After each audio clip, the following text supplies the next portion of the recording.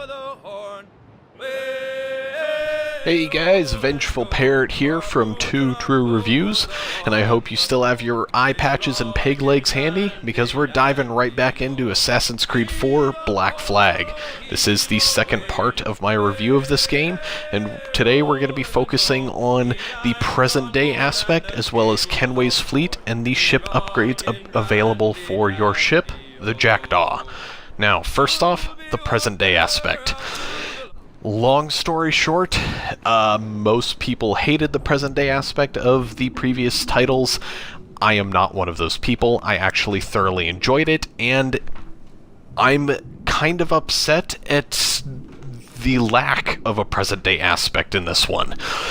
It is as close to non-existent as you can possibly get, and that's kind of frustrating. There is a lot to do in the present day if you want to do it, and there's a lot of information to gather, but it's not worth it by any means, honestly.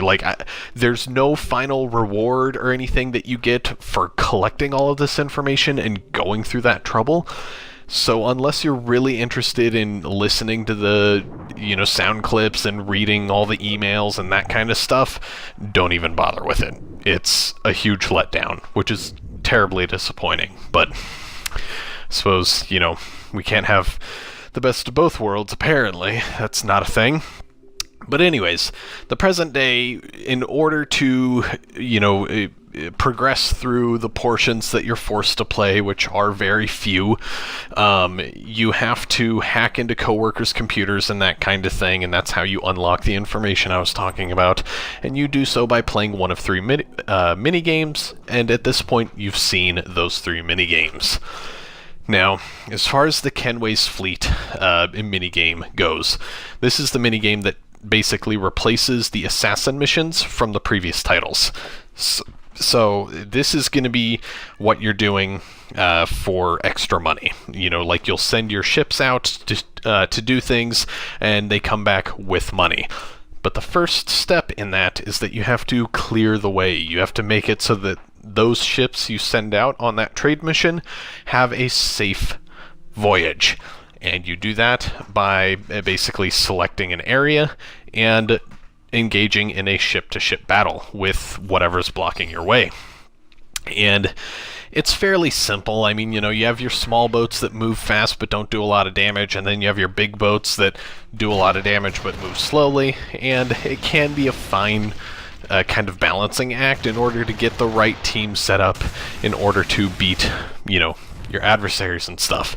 And when you complete those ship battles, you get gems to repair your ships and trade resources for those trade missions I was talking about. And that extra money that they bring back, you can actually use to upgrade the Jackdaw, which again is the ship that you sail throughout the main game. And you're going to want to mainly focus on the upgrades that increase things like your ship's health, the damage that you can do with your various weapons, as well as the ammunition storage capacity, crew capacity, that kind of thing. There are aesthetic items that you can purchase for your ship, different colored sails, different steering wheels and mastheads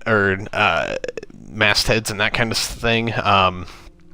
But those, like I said, they're aesthetic.